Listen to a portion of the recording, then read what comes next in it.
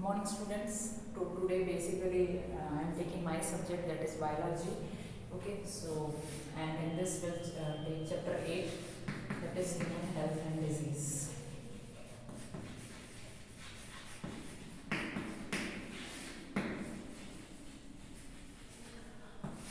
Human health and diseases.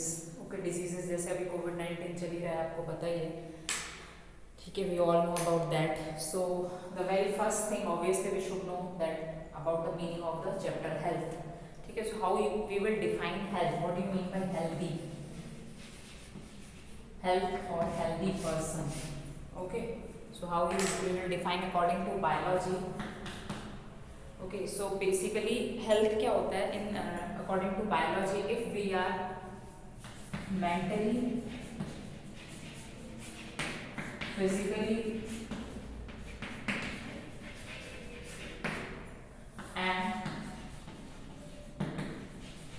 socially healthy, then we can say that we are healthy.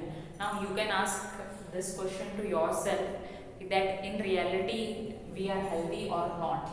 Okay, physically तो obviously we know कि हाँ, जैसे हमें कोई बीमारी नहीं हो रही है काफ़ी टाइम से, और हम अपना रेगुलर जो डे टू डे वर्क है वो हम बहुत नॉर्मली कर रहे हैं, we are performing our work physically. Then physically तो ऑलमोस्ट काफ़ी सारे जो ह्यूमन बीइंग होते हैं वो ऑलरेडी हेल्दी होते हैं. So question basically about the mentally और socially. Mentally about the stress. Nowadays जैसे स्पेशली आप लोगों को, हमारे स्टूडेंट्स को बहुत ज़्यादा स्ट्रेस रहता है अबाउट द एग्जाम्स. पैंडेमिक है तो वो ऑनलाइन पढ़ रहे हैं, तो उनकी आंखों पे बहुत ज़्यादा स्ट्रेस पड़ रहा है. टीचर्स की भी, ऑब्वियसली टीचर्स की भी आंखों पे बहुत ज़्यादा स्ट्रेस पड़ रहा है, क्योंकि आप और स्पेशली स्टूडेंट जो हैं वो टीचर से ज़्यादा फ़ोन पर बैठे रहते हैं because of the online classes.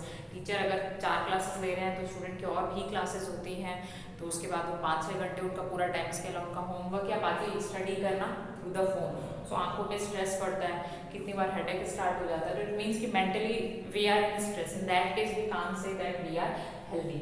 Okay, and another thing is disease free.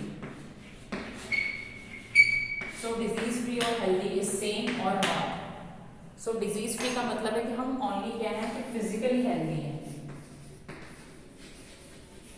It doesn't mean कि हम मेंटली या सोशली हेल्दी हैं. ठीक है, सोशली मीन्स कि हमारे जो सोशल आसपास के नेबरहुड हैं, या स्कूल में जैसे हम जाते हैं तो हमारे फ्रेंड्स हैं या जो भी हैं वो हमारे बारे में क्या सोचते हैं, वो हमारे बारे में फ्रेंडली हैं, हम उनसे फ्रेंडली हैं कि नहीं. And that is not about कि हम सबसे फ्रेंडली रहें, क्योंकि नेचर जो होता है वो इंट्रोवर्ट और एक्सट्रोवर्ट दोनों होता है. तो इट इज़ नॉट मैंडेटरी कि आप सबसे ही फ्रेंडशिप बना के रखें. तो इट मीन सोशली मीन्स कि आप सोशली लोगों के साथ कैसे हैं, एक नॉर्मल मैनर में, not about the deep friendship. Okay, so that is the socially. So disease free means कि ओनली वी आर फिजिकली हम फिट हैं, बट इट डजंट मीन कि हम सोशली और मेंटली भी हेल्दी हैं. Okay, so this is the definition. Hope you understood. Next thing, the type of diseases. Okay, so there are on the basis of it 2 types of diseases, infectious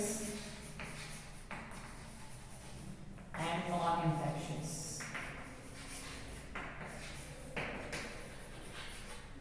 okay, जिसको हम लोग communicable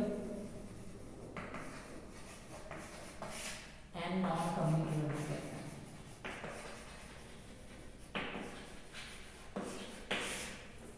communicable से आपको पता चल रहा होगा infectious word, infection. तो इन्फेक्शियस डिजीज जो basically which transmit from one person to another person.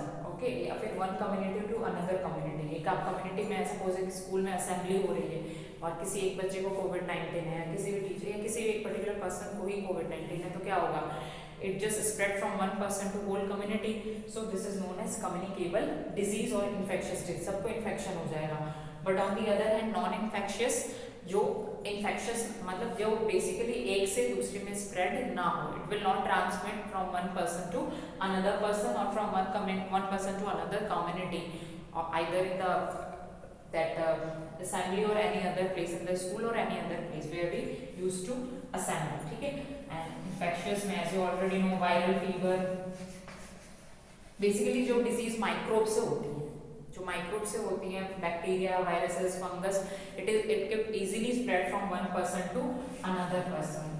Fungi, bacteria, कोविड-19। ओके, जो कोविड-19 का पैंडेमिक चल रहा है आपको पता ही है, AIDS, acquired immunodeficiency syndrome, HIV से जो होता है, ठीक है, नॉन इन्फेक्शियस में आपका आ जाएगा कैंसर और normal fever that will not spread from one person to another person. So these are basically type of diseases, infectious and non-infectious. After this we'll start the immunity part of this chapter. Okay, thank you students.